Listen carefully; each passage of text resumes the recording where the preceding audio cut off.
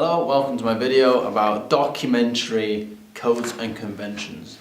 Interviews. Interviews are used quite a lot in documentaries to gain information from certain people who may specialise in whatever the documentary's topic is. For example, a wildlife documentary might interview someone like David Attenborough if it wasn't his own documentary, because he has a lot of knowledge when it comes to wildlife, so he is the perfect person to interview to gain information from. A narrator is someone who keeps the documentary going. He basically just tells you what's going on and basically explains what the whole documentary is about, tells the story. It really depends on what the documentary is, like genre-wise.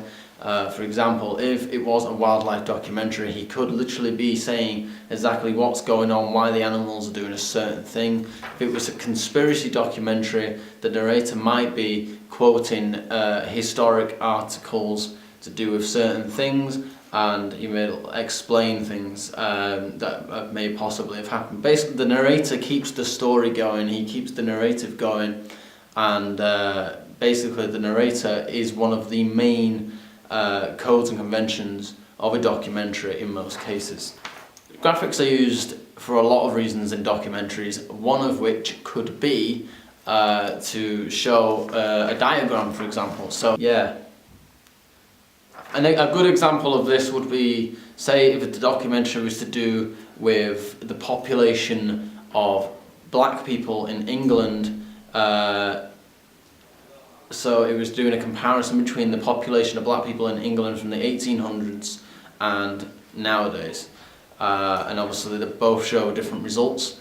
So yeah, that is one example. Editing is a big part of the documentary codes and conventions, and it's something that a lot of people will not notice. Good editing supposedly is something you shouldn't be able to notice, but editing is one of the biggest factors to not only documentaries but to any type of video out there, unless it's raw. Because obviously, and a lot, especially in documentaries, there's a lot to piece together, a lot of information, a lot of different layers, video, audio, text, and so on, including graphics, by the way, as well. So the editing is a major part. Mise en scène. So basically, this is what's in the scene, what's present in the scene, what is the set, what is going on. It basically, so for example, say a presenter / narrator is sat where I am right now and he's talking about World War II.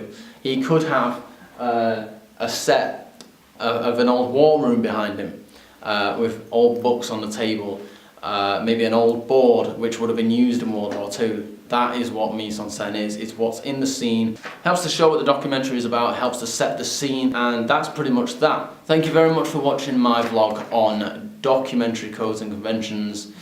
Adios.